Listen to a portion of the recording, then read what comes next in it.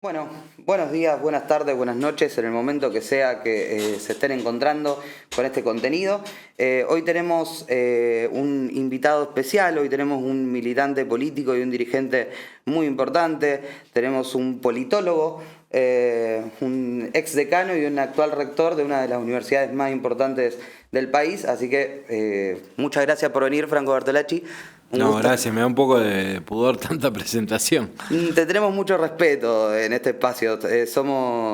Todos pasamos o estamos en la universidad pública y para nosotros es importante que estés acá también porque somos seguidores y vivimos la transformación de la universidad desde tu llegada. Así que nada, la idea es poder repasar un poco las cosas. Hoy nos toca un día particular con noticias que te mantuvieron muy activo, pero bueno, la idea también es tratar de hacer un repaso más general por tu vida, por tu historia, por tu militancia.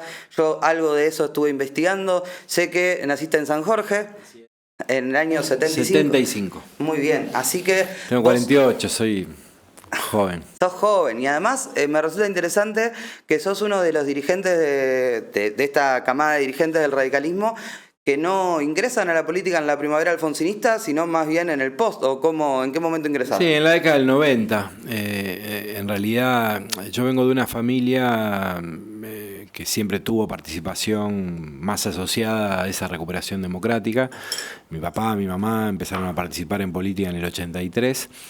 Mi mamá después era bioquímica, falleció ya hace varios años, y ella tuvo mucha participación en la vida pública de San Jorge, fue secretaria de Cultura, o sea que siempre tuve de algún modo algún interés por la cosa pública. Fui presidente del centro de estudiantes de mi escuela secundaria, ahí en San Jorge, y después decidí en el año 93 irme a estudiar a Buenos Aires, ciencia política, pero en realidad porque quería hacer teatro. Ahí va. Bueno, claramente eso no funcionó, No por funcionó. por eso estoy donde estoy. Hacía teatro desde chico, bueno, y tenía ilusiones de poder desarrollarme en eso. La verdad es que no es que no funcionó eso, sino que no me ambienté a Buenos Aires. Claro. Fue duro el golpe de El pasar cambio de una ciudad chica a una ciudad como Buenos Aires, y me vine a Rosario al año siguiente a seguir ciencia política. De hecho, tengo aprobadas todas las materias del CBC de la UBA. Ahí va. Y bueno, después acá Rosario tiene una particularidad maravillosa, que es que tiene los problemas de las grandes urbes, pero al mismo tiempo te abraza como si fuera un pequeño pueblo, entonces te sentís cómodo. Sí, sí. Había mucha gente de San Jorge y los alrededores que estaba estudiando acá, y ahí empecé a involucrarme en función de esa historia más políticamente en el centro de estudiantes de la facultad.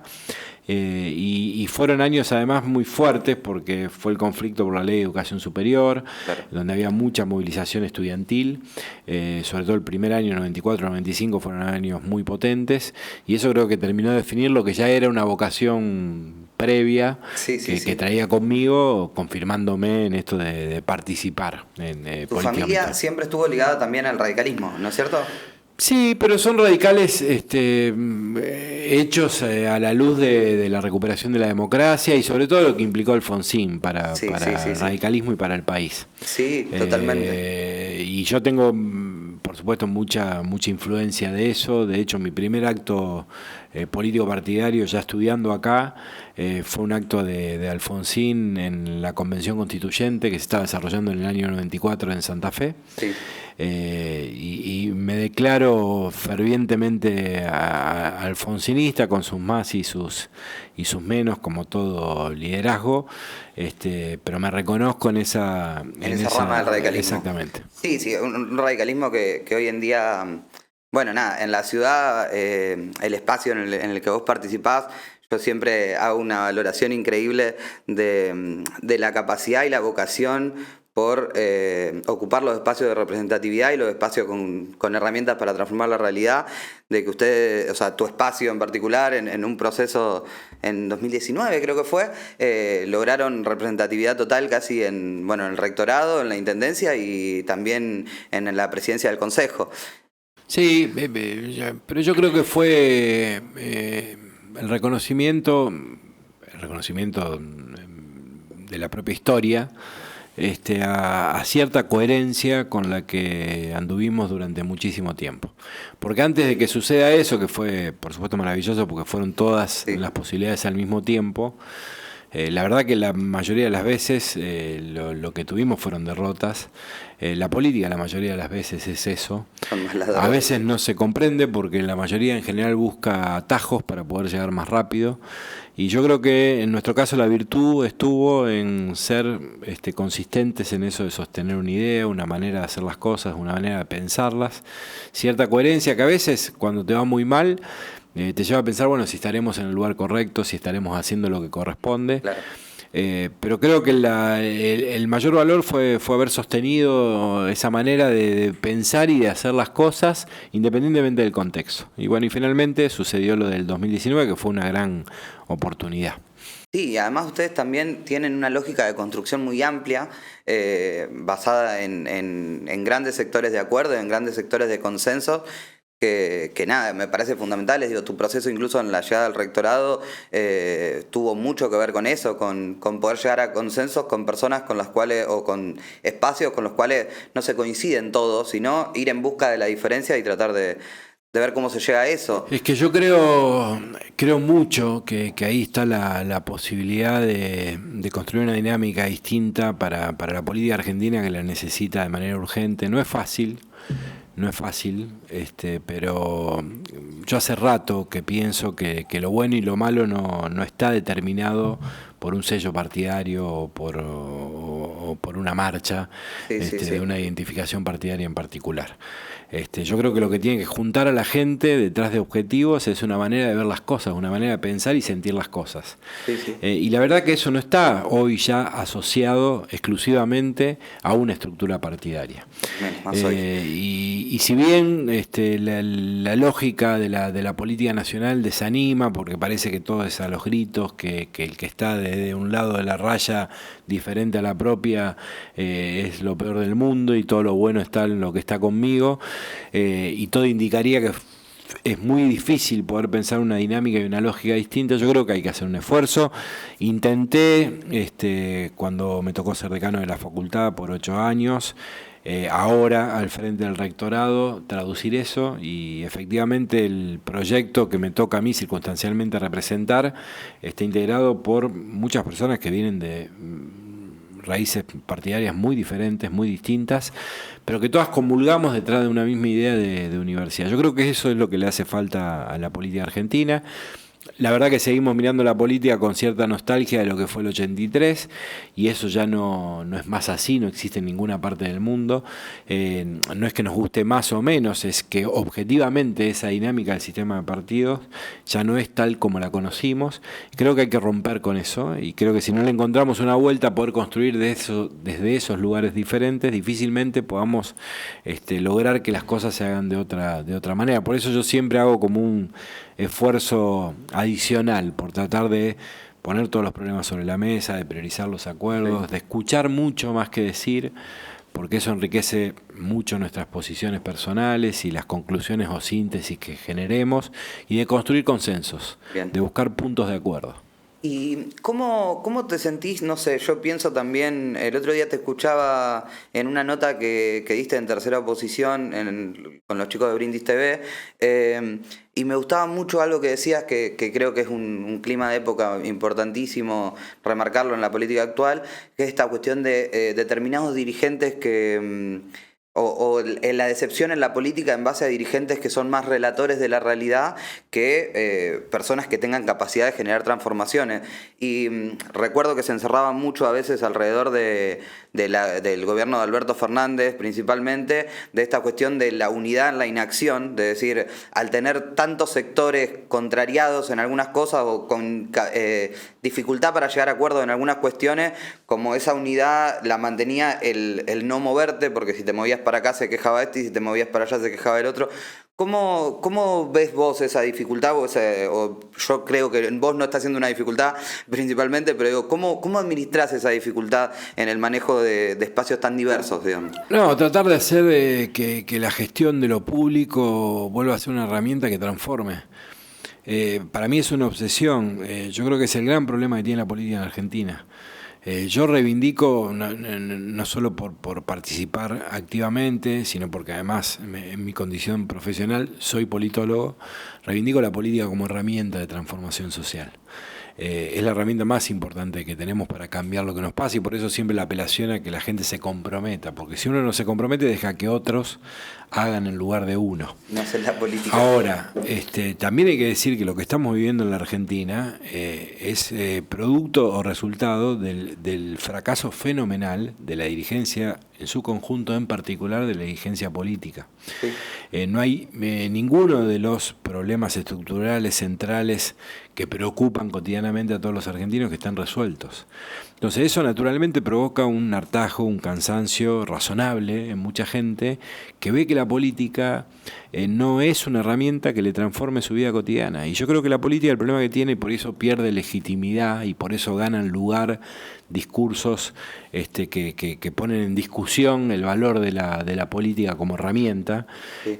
Pierde legitimidad porque no resuelve los problemas y porque hoy la mayoría de los dirigentes dedican más tiempo, una vez que asumen una responsabilidad, a explicar por qué no pueden, más que a contar qué es lo que están haciendo. Claro. Entonces, para mí no solo es una responsabilidad de quien asume un lugar como el que me toca, cumplir con lo que prometimos o dijimos que había que hacer.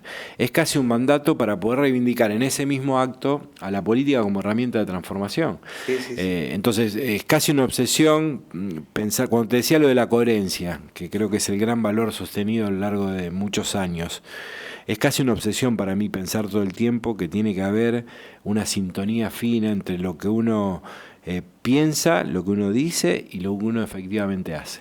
Eso es lo que generalmente no sucede, porque a veces se piensa una cosa, se dice más o menos acorde a esa cosa, y a veces no, porque pragmáticamente no conviene decir todo lo que uno piensa, o porque sí. La sociedad está pensando en una dirección distinta, y ni hablar de la diferencia que hay entre lo que se piensa y lo que se dice con lo que efectivamente después se hace. Sí, hay un abismo. Sí, entonces, mi obsesión, ¿cuál es? Bueno, si dijimos que había que hacer esto en la universidad, bueno, hay que generar las acciones que nos conduzcan a que eso se haga. La política tiene que volver a ser una herramienta que haga que las cosas sucedan. Algo que parece tan simple, dicho así, es muy complejo en el ámbito de lo público, pero tiene que ser nuestra obsesión si queremos devolver legitimidad a la política, que la gente vuelva a creer genuina y honestamente.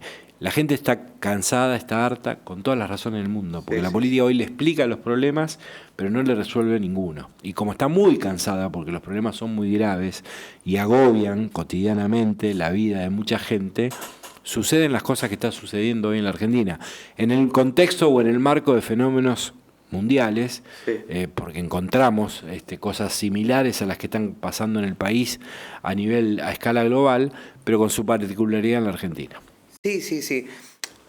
Yo ahí te pregunto, ¿vos alguna vez tuviste alguna participación en listas o en lo que sea por fuera del ámbito universitario? No. ¿Y lo pensás? ¿Lo descartás? Sí,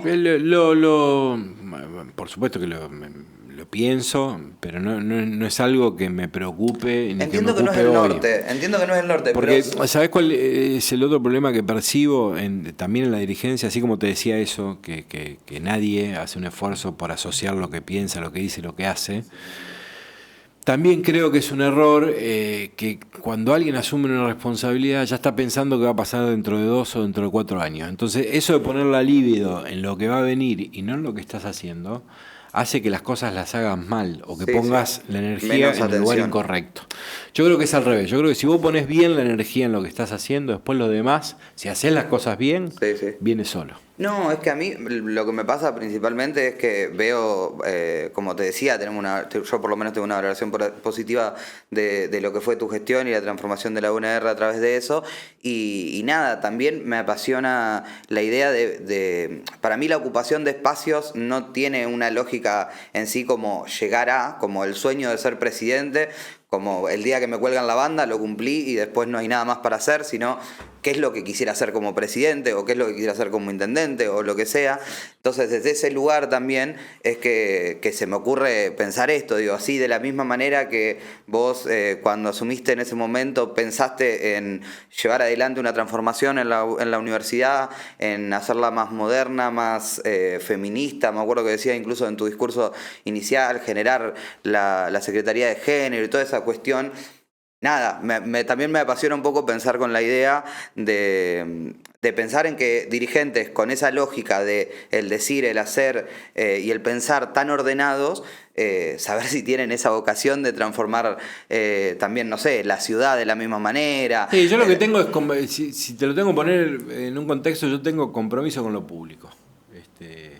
Y gestionar es algo que me gusta, es algo que considero, por supuesto, con aciertos y con errores, que sé hacer, y creo que la vida es para dejar testimonio, cada quien desde su lugar. A mí Claro. se me ocurre que el mejor lugar desde el que puedo aportar es pero no lo planteo nunca como una aspiración primero de carácter personal, creo que siempre los proyectos son colectivos. Sí, sí. Y tampoco como un punto de llegada a un horizonte. Es decir, yo no, cuando ingresé a estudiar en la universidad, no es que quería ser rector de la UNR. Claro. Yo fui construyendo mi compromiso en función a una manera de entender la universidad pública, qué es lo que debía hacer y cuál debería ser su aporte. Y fue ese compromiso, con esa causa, lo que derivó en esta responsabilidad. No fue la búsqueda de la responsabilidad lo que articuló un camino para llegar a tal o cual lugar. Bueno, lo Bien. mismo me sucede con la agenda que no tiene que ver con la universidad específicamente. Claro. Yo creo mucho en esto en esa idea de que pintar la aldea para pintar el mundo. Que uno cuando está en el lugar en el que está, en el que le toca, tiene que hacer como sueña e imagina que el mundo debería ser. Bueno, mi lugar es la universidad, hasta hoy lo ha sido, y yo hoy tengo la energía 100% puesta en pintarlo de la mejor manera posible respecto de cómo yo sueño y aspiro, el mundo tiene que ser. Después, esa idea del mundo que tengo me irá llevando por los lugares que correspondan. Y además si se va a necesitar energía en este momento, porque para pintar esa aldea... Sobre todo recursos, porque no hay Claro, para la eso te iba a pintura. decir, no hay para la pintura, ¿no? ¿Cómo estás viviendo este momento? Entiendo que si bien el conflicto está en puerta, todavía no estalló, pero es un conflicto que te he escuchado también relatarlo en distintos canales, en distintas notas, que es un conflicto que está al caer, porque ya con el congelamiento del presupuesto y con la poca predisposición que hay para acordar salarios para los estatales, para los docentes, etcétera. ¿Cómo ves el momento que se viene para la universidad? Grave, muy, muy difícil. Yo lo digo con mucha responsabilidad porque en un contexto tan delicado del país, donde hay mucha gente que la está pasando realmente muy mal y donde otra vez se le pide un enorme esfuerzo, sobre todo los sectores que peor están, creo que también hay que ser muy responsable en cómo contar las cosas. A veces un problema que para nosotros tiene una enorme magnitud puede resultar insignificante para mucha gente que hoy le cuesta tener el plato de comida al mediodía o todas las noches sobre su mesa. Pero la situación es muy grave la que atravesamos, lo decimos con esa potencia porque tiene esa magnitud. Quizás no se comprende que efectivamente no es una amenaza decir en 2, en 3 o en 4 meses vamos a tener muchas dificultades para funcionar si no se revierte la situación. Es una posibilidad concreta si efectivamente el gobierno nacional no incrementa razonablemente los montos para gasto de funcionamiento, que es lo que las universidades tenemos mes a mes para poder hacer todo lo que hacemos más allá del pago de salarios. Sí, sí. Por lo tanto, estamos detrás de esa respuesta que todavía no aparece, sosteniendo todo con un gran esfuerzo. Yo a veces veo comentarios de mucha gente cuando ponemos esta preocupación que dice, bueno, ajustense, hagan con lo de ustedes lo que puedan hacer. Y eso ya lo estamos haciendo, porque si no, no hay manera de explicar cómo llegamos con el mismo valor del presupuesto de enero del 2023, con más de un 200% de inflación, a febrero del año siguiente, sosteniendo todas las actividades. No hay forma de hacerlo si no es más que a partir de una administración razonable, responsable, consecuente, que privilegia lo importante para poder custodiarlo y para poder no lesionar nada de las cosas importantes que hace la universidad. Ahora, hay un momento que ya no se puede hacer magia. Si no aparecen las respuestas, si no tenemos los recursos, vuelvo. no holgura para poder proyectar lo que aspiramos. La universidad debe ser lo mínimo indispensable para poder cumplir bien con nuestra misión y funcionar bien, Claro. que es lo que estamos pidiendo. Si eso no aparece, la situación en los próximos meses va a ser realmente muy grave. Y hoy lo que se ve muy en común de las dirigencias de distintos sectores políticos es la falta de interlocutores válidos con el gobierno nacional y la falta de línea concreta respecto a cómo van a funcionar o no funcionar algunas cuestiones. Como no pareciera haber una voz mandante de decisión muy clara. Ustedes, burocráticamente, ¿con quién se deberían manejar? ¿Cómo funciona ese diálogo? Nosotros con las autoridades del área de educación, que ya no es ministerio, que ahora es secretaría, y las dependencias vinculadas a la política universitaria. Hemos tenido reuniones en diciembre, en enero, en febrero. Son conscientes de la preocupación, porque además saben la dificultad del problema, pero no hemos tenido todavía posibilidad de respuesta respecto a lo que venimos planteando. Por eso ya hicimos un planteo a todas las universidades públicas del país juntas, en una reunión que tuvimos en Buenos Aires del Consejo Interuniversitario Nacional, y seguimos planificando acciones para que no solo se tome nota, sino que aparezca una respuesta rápido. Claro. Después creo que hay un problema más de fondo. Yo creo mucho que no se construye un país como está la Argentina hoy a los gritos, con prepotencia, con soberbia, desconociendo al que piensa distinto. Parece que cada quien que puede levantar alguna voz que no coincide 100%, es denostado y expuesto en el centro de la escena para mostrar todo lo mal que está diciendo. Bueno, esa no es la Argentina que yo aspiro a vivir, por eso trabajo todos los días para que la dinámica sea otra, y creo que no vamos a encontrar solución a nuestros problemas si los buscamos de esa manera. Creo que todo se va a agravar y todo va a ser peor. Vos, en este caso, en la presidencia de Milei, ¿era algo que mirabas así de alguna manera desde antes o no? A mí me pasó que hubo un momento donde yo nunca la vi, digamos, en los términos en los que el gobierno habla, pero hubo unas semanas donde estaban armando todo, en la cual lo que decías vos, che, quizás no entiendo nada y el libre mercado y, no sé, terminar con la casta es la solución para que se solucionen los problemas de fondo de la Argentina. ¿Vos cómo viste ese proceso? Yo tenía la preocupación, y te diría que ya sobre el final del proceso casi la certeza. De hecho lo he compartido con muchos colegas y gente con la que cotidianamente estamos conviviendo en la universidad, respecto de que esto podía finalmente terminar de esta manera. Creo que no hay que buscar responsabilidades en la sociedad. Creo que la sociedad está recontra cansada, está harta, sí, de que no se le solucione ningún problema, y la principal responsable es la política, y hay que hacerse cargo de eso. Yo lo que no veo hoy es autocrítica. No veo a nadie planteando cómo es que llegamos hasta acá, y ninguna sociedad llega hasta acá si en el medio nos hicieron un montón de cosas mal. Sí. Pero si queremos que las cosas se empiecen a revertir, que se empiecen a hacer de una manera distinta, lo primero que hay que hacer es una buena autocrítica. Ortega Gasset decía que a veces lo que nos pasa es que no sabemos qué pasa. Y bueno, creo que es el problema que tiene la política hoy, que no hay un buen diagnóstico respecto de los errores cometidos. Yo reivindico, y lo discutía hoy con una periodista, porque a veces dice, bueno, la democracia al final no cumplió. No es un problema de la democracia ni del régimen, es un problema. La democracia, ni más ni menos, nos garantiza la posibilidad de vivir en comunidad y en libertad, con todo lo que eso implica. Es un problema de la dirigencia en todos sus niveles, la política en particular, de encontrar en el marco del sistema democrático respuestas a los problemas que preocupan a nuestra sociedad.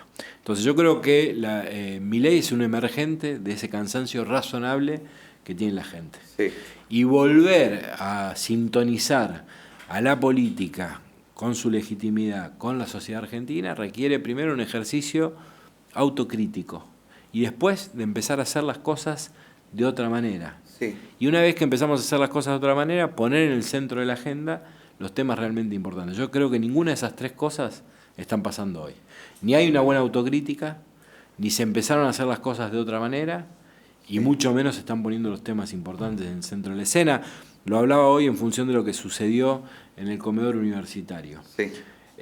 Por supuesto que todos tenemos que estar ocupados y preocupados por la cuestión de la seguridad pública, que es una de las preocupaciones centrales que tenemos.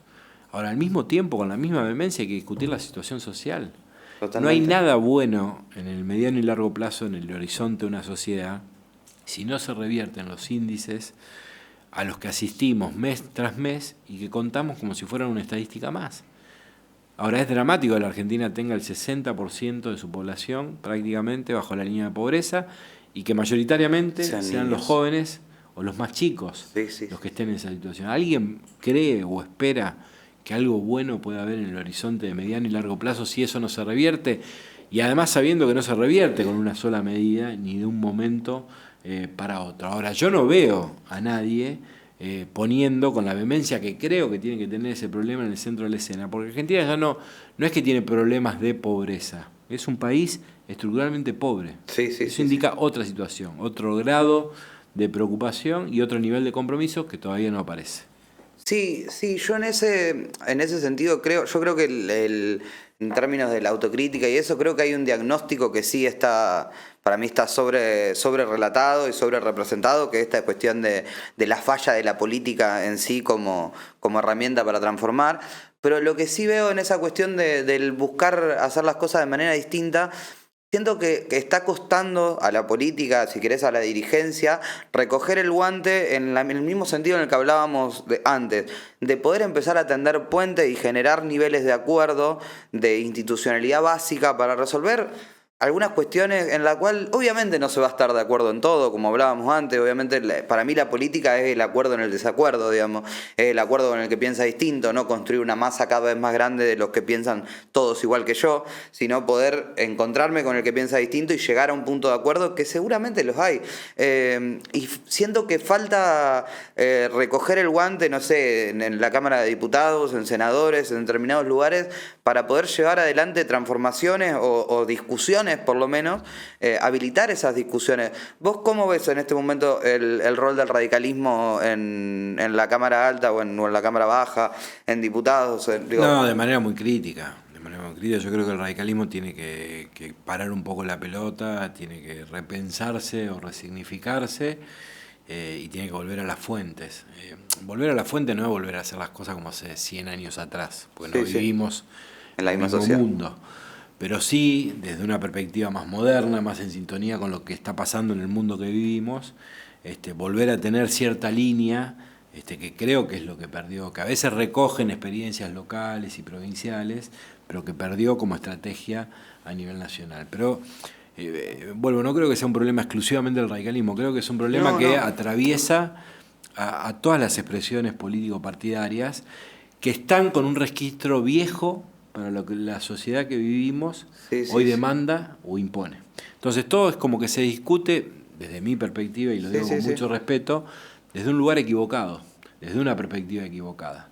Y es muy difícil pensar que se encuentren soluciones alternativas o diferentes, parezco el presidente diciendo esto, si se hace exactamente siempre lo mismo. Por eso creo que efectivamente es así. Y después creo que el otro gran problema que no te mencioné recién, pero que para mí es central, de la dirigencia en general, de la política en particular, es que se perdió sensibilidad y capacidad de asombro frente a lo que nos sucede. Eso es tremendo. Y cuando vos perdés sensibilidad, perdés capacidad de transformación. Si a vos todo te da lo mismo, si da igual lo que tenés frente a tus ojos o lo que conocés, perdés capacidad de sentirte interpelado, conmovido por eso que sucede y que eso te movilice a generar cosas que puedan transformar esa situación.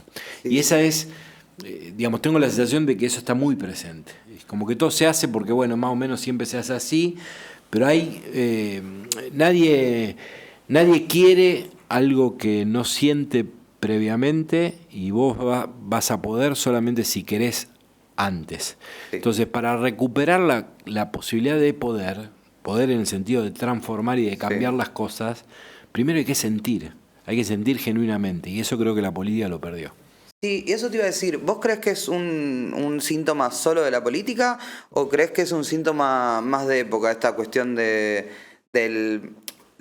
si querés, como la pérdida de la sensibilidad? La otra vez discutíamos con unos amigos y veíamos de la cuestión del nivel de virulencia y de violencia en redes sociales, por ejemplo, fundamentalmente en Twitter, creo que es la red social más violenta, y hablábamos de que creíamos que muchos de esos jóvenes, digamos, que violentan o festejan que alguien se quede sin trabajo, por ejemplo, o que se muera un pibe robando cables. Como tener una cierta disociación entre su nivel de crueldad y lo mal que le podía estar haciendo a otra persona, llevado adelante por las pantallas, digamos. Yo soy cruel con vos a través de una pantalla y no veo más que un par de caracteres, no veo tu cara sufriendo, no veo nada de eso. Entonces creíamos que había como una lógica de sensibilidad social que iba a la baja, que nos preocupaba en términos humanos, digamos. ¿Y vos crees que esto es un síntoma de la política, la pérdida de sensibilidad, o crees que es un síntoma social? ¿Cómo lo lees? No, creo que es un problema particularmente de la política. Creo que la política, si quiere recuperar capacidad de transformación, tiene que primero volver a sentir de manera distinta las cosas que suceden todos los días. Es decir, esto que decíamos antes, no se puede contar mes a mes cifras dramáticas como la de la pobreza y la exclusión, como si fueran un dato más, sin que eso provoque absolutamente nada. A nadie le llama la atención que decimos, bueno, el 60% de la población argentina está bajo la línea de pobreza. Se cuenta, tapa un diario y al día siguiente todo sigue como si no hubiese pasado absolutamente nada. Eso es pérdida de sensibilidad. Eso lo que debería provocar de mínima es una mesa donde se sienten todos los actores que tienen algún tipo de responsabilidad institucional y decir, muchachos, muchachas, ¿qué hacemos con este problema? Porque es el problema que tiene hoy la Argentina. Y no pasa. ¿Y por qué no pasa? Porque todo sigue como si no pasara nada.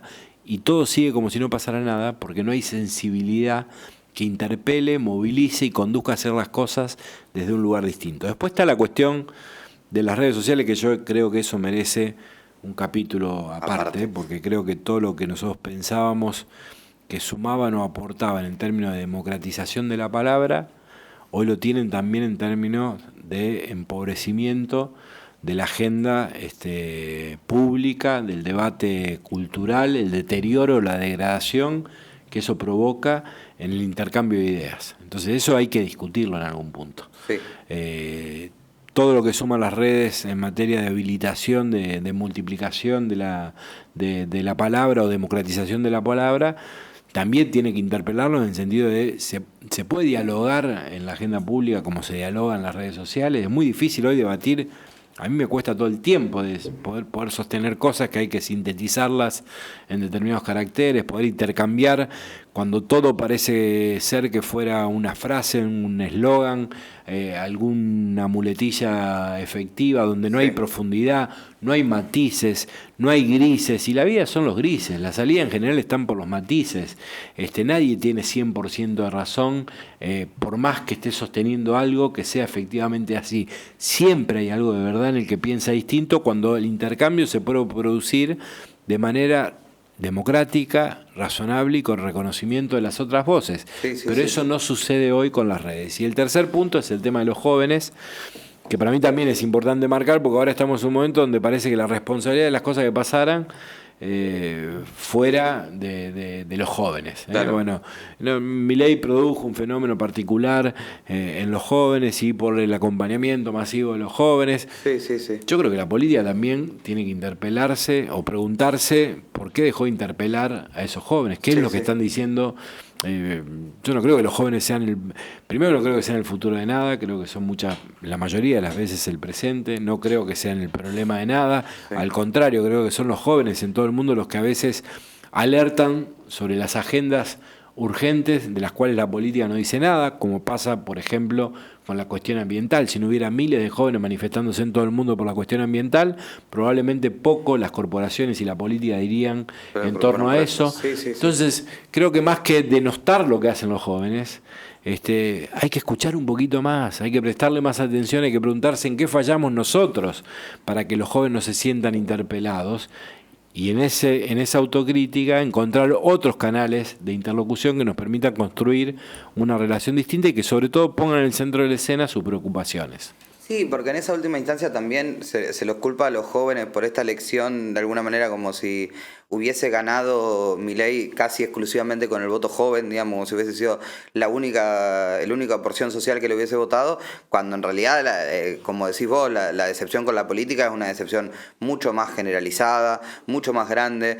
Y nada, yo un poco lo que iba era esta que vos decís, esta lógica con la cual se discute en redes sociales, a través de medios tan violentos, de chicana y de lo efectivo, de de domar al otro y todas estas cosas que pasan. A mí lo que me preocupaba, y te preguntaba vos del radicalismo, no puntualizándolo como diciendo el problema del radicalismo, sino como hablando del espacio en el cual pertenecés, sino lo que me preocupaba era que, de última, que entre los militantes o que dentro de la lógica de redes existiera ese nivel de chicana, puede ser algo que medianamente acepte. Lo que me resulta mucho más complejo es cuando veo que en los rangos dirigenciales, tipo tanto del peronismo como del radicalismo, y ni hablar de la Libertad Avanza, que son quizás lo más virulento y lo más violento, hay siempre una lógica de discutir cualquier tema de la agenda pública en esos términos. Digo, no hay una... Es que sabes que por eso creo que hay que discutir el tema de las redes, porque terminan imponiendo aún sin querer una dinámica perversa. Sí.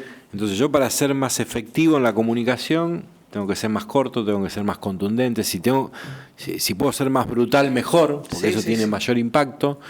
Y entras en una dinámica y una lógica que es como una espiral que no tiene fin. Finalmente, cuando paraste un poco la pelota y miraste para atrás, es todo degradación lo que sucedió en el medio. Y hoy es lo que sucede con la agenda pública. Todo es a los gritos, todo es denostando al que piensa distinto, todo es tratando de mostrar que toda la razón es mía y que el otro no tiene nada de razón. Todo es a ver quién gana, ¿no? A ver qué encontramos de acuerdo que nos haga mejores, sino a ver quién impone qué cosa a quién, para ver quién ganó. Y es más preocupante todavía cuando eso se hace desde responsabilidades institucionales relevantes. Porque yo creo mucho en que cuando uno tiene una responsabilidad y cuando tiene la posibilidad de compartir su voz desde el lugar que implica esa responsabilidad, no solo que transmite, no solo que comparte, sino que también genera, reproduce, demuestra que algo puede estar bien o que algo puede estar mal.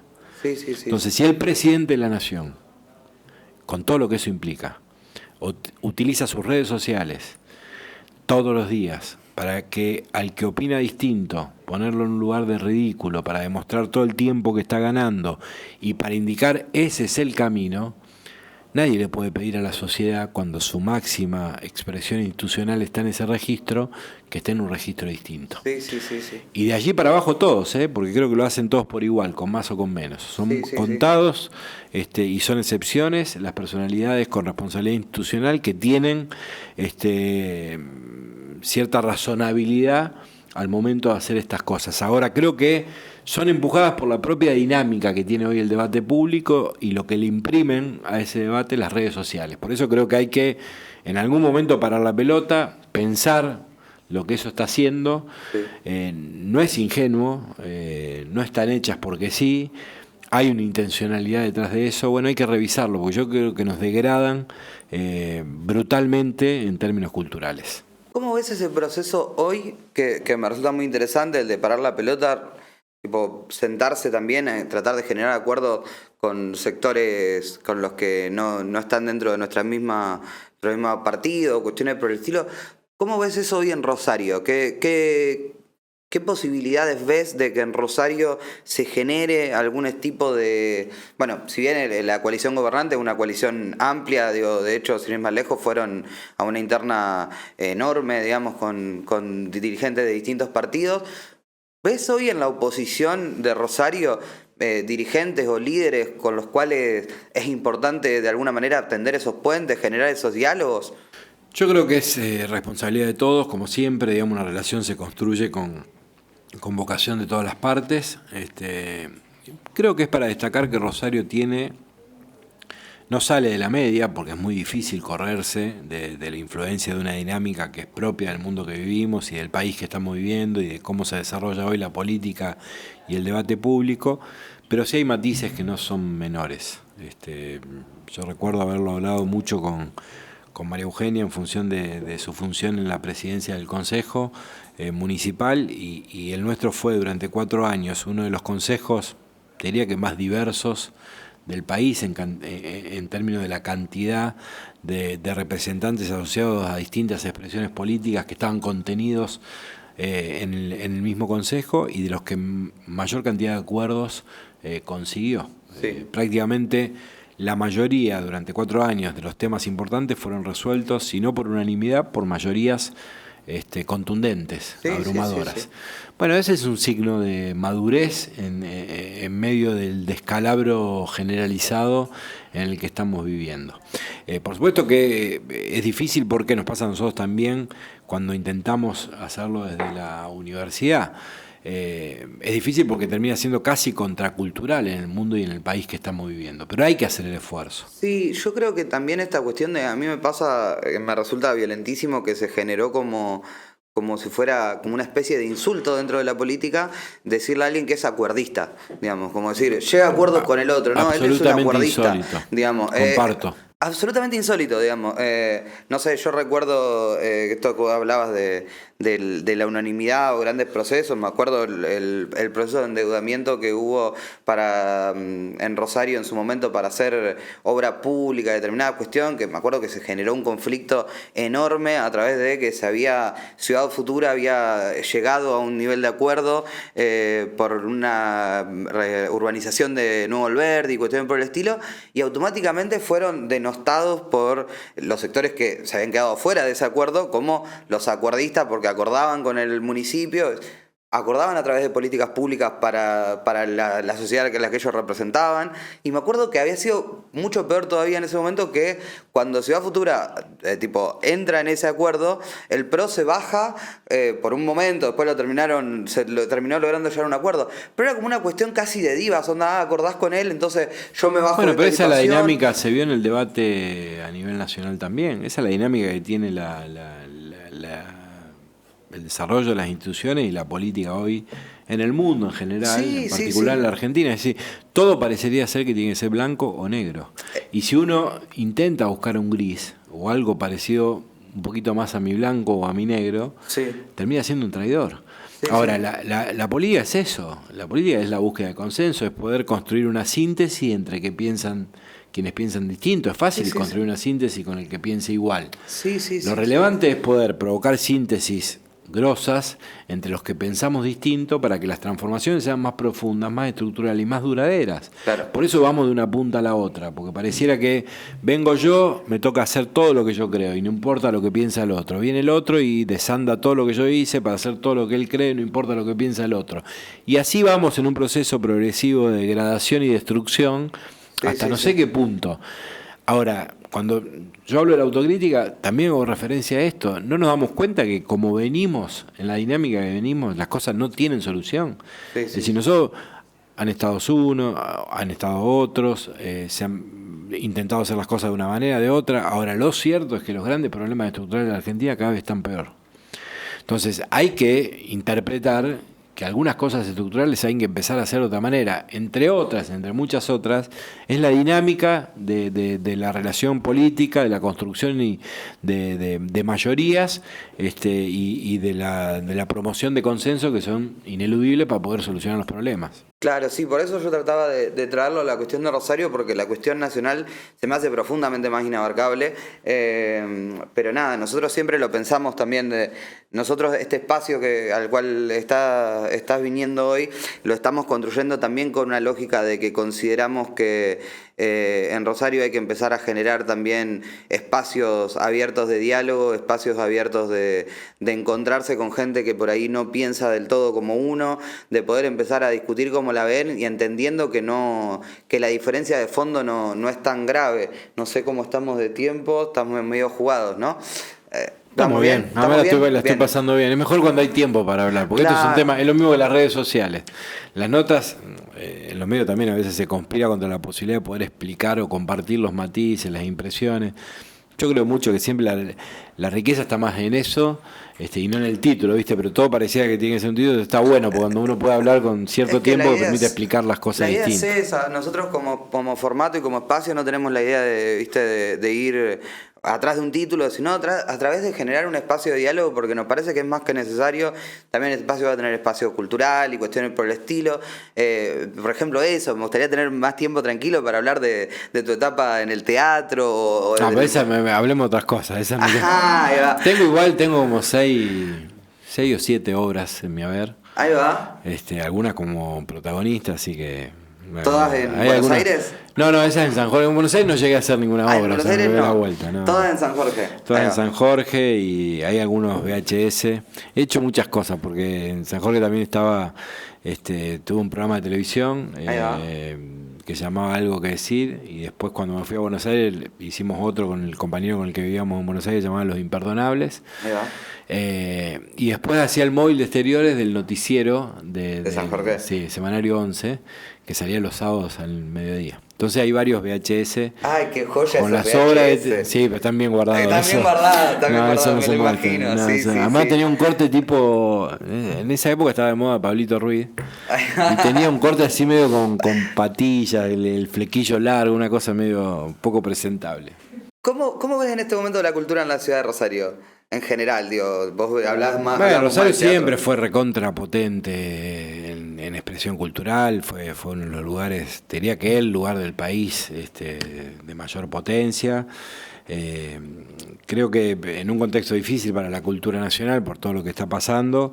Lo hablaba ayer, tengo una excelente relación, que además es una gran persona y un gran gestor con el secretario de Cultura del municipio, Federico Valentini. Es un gran tipo, pero además sabe mucho del tema y tiene una buena idea de cuál es el rol que tiene que cumplir la cultura y qué es lo que hay que hacer. Bueno, estuvo un febrero buenísimo, a pesar de las condiciones particularmente difíciles que está atravesando la cultura en el país. A mí me tocó compartir el Faro, que fue un evento maravilloso. Sí. Estuve en los carnavales, que también estuvo buenísimo. Este fin de semana estuve en el Festival Patria Mía, que ya se consolida. Hermoso. Y estuvo genial. Hablábamos con Federico Valentini de poder hacer algún evento de esas características, más orientado a los jóvenes y rescatando esta idea de Rosario ciudad universitaria, sí, o del conocimiento. Creo que puede estar bueno. Creo que hay un potencial enorme, creo que hay posibilidades de una buena agenda a partir de esta nueva gestión en el área de cultura. Por supuesto que dependerá también de que el contexto contribuya y ayude, ¿no? Porque también hablábamos, volviendo a lo mismo, ¿no? Yo creo que una de las cuestiones más preocupantes de los altos índices de pobreza y esta cuestión de que vos decías, es difícil hablar de lo preocupante que es la situación de la universidad cuando hay una persona que le preocupa el plato de comida, digo, también pasa eso, que se empieza a desfinanciar y a quitarle cabeza y presupuesto a la cultura en general, porque obviamente no es la prioridad en un contexto donde hay gente con hambre. Bueno, digamos. a veces es parte del debate que tenemos que dar, ¿no? Claro, porque, y eso es lo que voy a finalmente lo que nos libera como seres humanos, claro, es la educación, es la cultura. Y hoy se la pone en un lugar realmente insólito, que es como si fuera un gasto innecesario invertir en educación y en cultura frente a las urgencias que tenemos. Como si la cultura y la educación no rescataran pibes de las situaciones más vulnerables de la vida y por haber, digamos. Mucho más que lo que rescata hoy la economía, sin lugar a dudas. Entonces, sí, totalmente. Yo creo que hay que hacer un esfuerzo. Bueno, con Federico también participamos de varias actividades tratando de poner en valor en esto.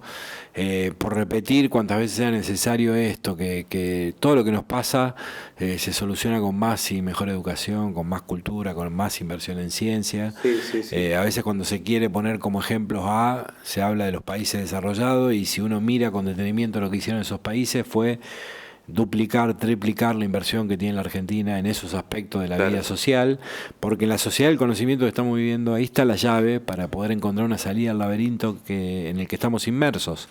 Ahora, no, parece que no se comprende, o no se quiere comprender, o intencionalmente se busca ir por otro camino, y bueno, habrá que golpear. Jugar por una de esas tres, ¿por cuál te jugás? ¿No se comprende o no se quiere comprender?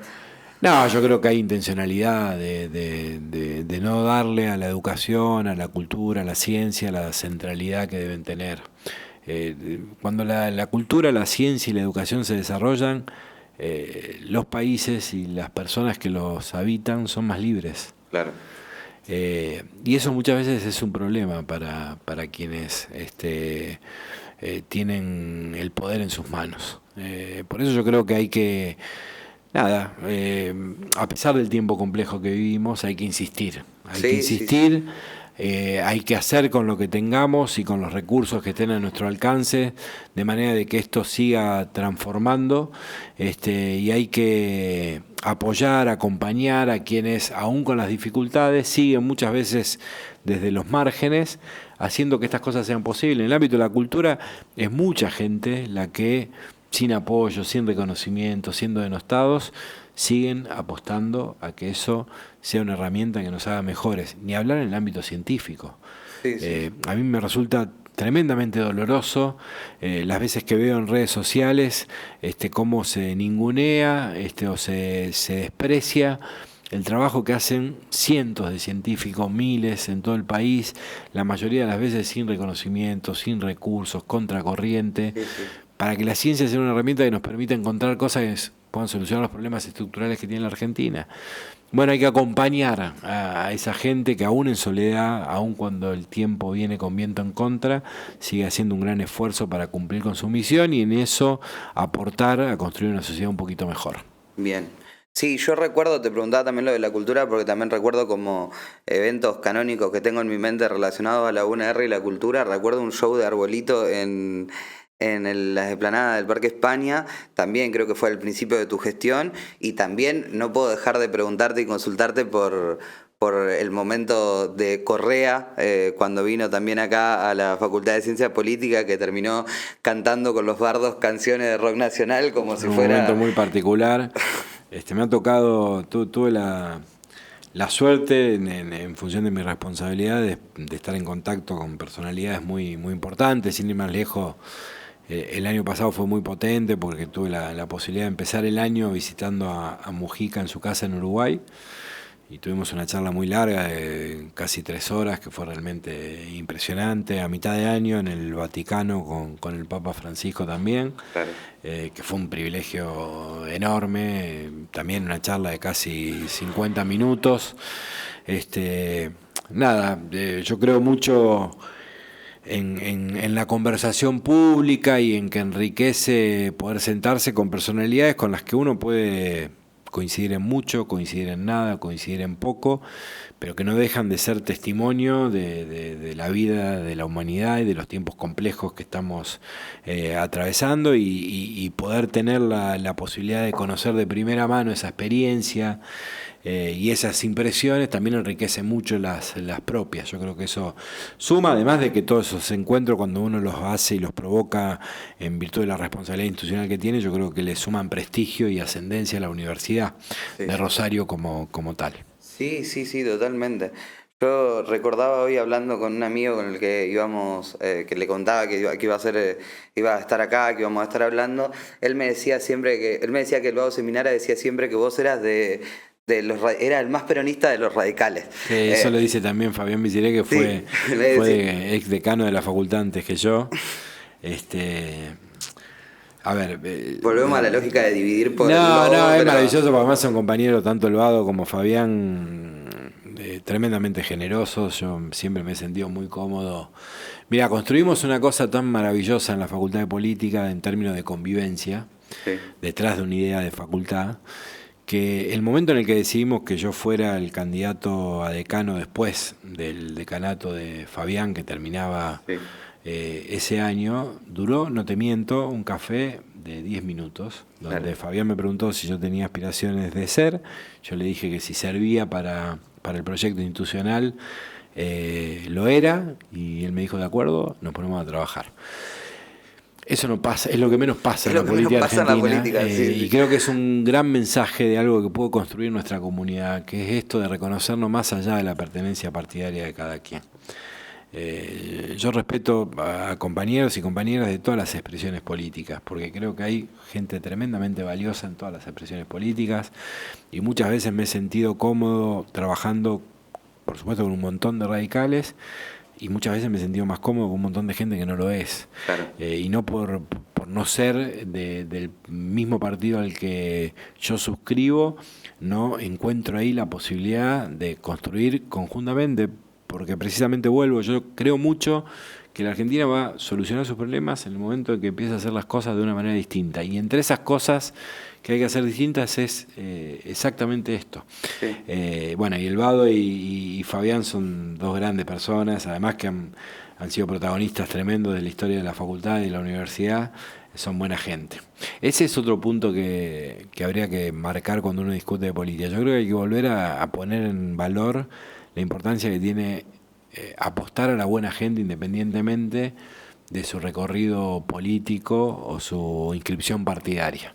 Yo creo cada vez más que las cosas se definen, la barrera, digamos, que divide lo que está, entre comillas, bien y mal, sí. No está dada por un partido, está dada por la manera de concebir el mundo que una persona tiene, de habitarlo.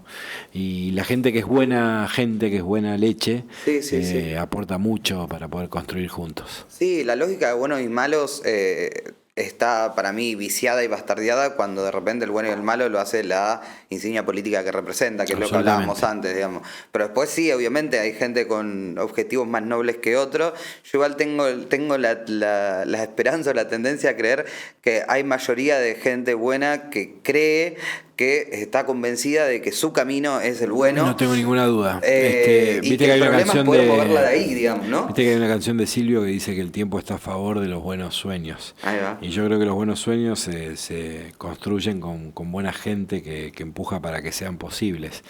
Lo que pasa es que el camino, la mayoría de las veces, es largo. Y la política tiene una cosa difícil de asimilar. Es finalmente la lucha del poder, de poder desde nuestra perspectiva para transformar. Sí. Y eso suele hacer que aflore lo peor del ser humano. La mezquindad, sí, la ambición desmedida. Y pasa mucho que la buena gente, la gente de buena madera, la que tiene esos buenos sueños, se baja del barco antes porque se hace muchas veces difícil, intolerable y muy cuesta arriba. Andar la marcha. Entonces por eso creo que hay que hacer un esfuerzo para conmover y contener a todos los que tenemos esa buena fe de aportar de buena leche a que esos buenos sueños se produzcan, para que seamos más, efectivamente, sí. Para que seamos más. Sí, y para que además la división deje de ser tan sesgada por cuestiones tan banales y que de última las diferencias que haya sean diferencias marcadas y claras y concretas, pero que no sea la discusión esta de un sector de diputados o de senadores estando a favor de una cosa cuando son oficialismo y en contra cuando son oposición, o viceversa, y generar esta cuestión donde la importancia es que de qué manera puedo zancar al otro, digamos, meterle una zancada, meterle una Pero además los problemas que tenemos son tremendamente complejos y nadie tiene la verdad absoluta respecto de cómo se resuelven. El problema que hoy tenemos es que hay una negación sistemática de la diferencia. Claro. Hay que recuperar esta idea, viste, que yo voy a defender a muerte aunque no coincida en nada con vos, la posibilidad que tengas de decirlo y sostenerlo. Bueno, sí. Eso es lo que le falta hoy a la dinámica política, social de nuestro país. Reconocer a los otros, ver qué riqueza hay en su aporte, enriquecer la propia con ese aporte y poder buscar soluciones colectivas a problemas complejos que lo requieren. Sí. Bueno, en ese sentido entonces... También es que me sigue pensando eso. Bueno, la idea de este espacio, como sabes, sos el primer invitado a este nuevo espacio. Bueno, eso es un honor. Nosotros Gracias. Apelamos a que vengan dirigentes de todos los espacios habido y por haber, así que también esto, tratando de generar este diálogo, tratando de buscar estos puntos de encuentro, porque insisto, como decías vos, hablando de pintar la aldea, digamos, yo creo que a veces lo nacional, como decís vos, se hace frustrante y se hace medio inalcanzable tratar de abarcar esas discusiones. Yo sí creo que hay una posibilidad, ni siquiera te digo que la dirigencia política, que la ciudadanía de Rosario, con los políticos acompañando ese proceso a través de procesos culturales, a través de procesos sociales, a través de procesos políticos, de los distintos lugares donde vengan, se empiecen a generar puntos de acuerdo para dejar de acostumbrarnos a los números de homicidio violentos por narcotráfico, para dejar de acostumbrarnos a la pobreza, para poder reconstruir polos culturales y fuertes espacios culturales como en su momento existían, no sé, la Chamullera, el Olimpo y muchos de estos espacios que tuvimos fuimos perdiendo.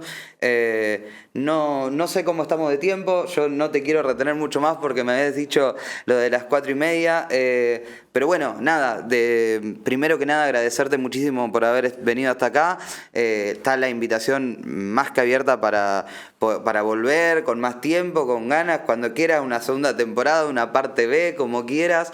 Y bueno, desde ya invitación a tus compañeros de espacio y a determinados compañeros que te iremos preguntando si les interesa sentarse en este lugar.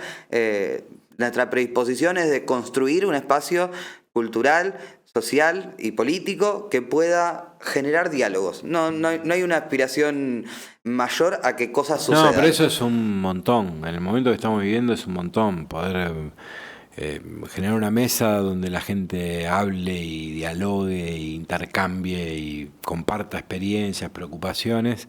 En este momento donde todo parece ser gritos y no escuchar, es maravilloso. Yo agradecerles mucho la invitación.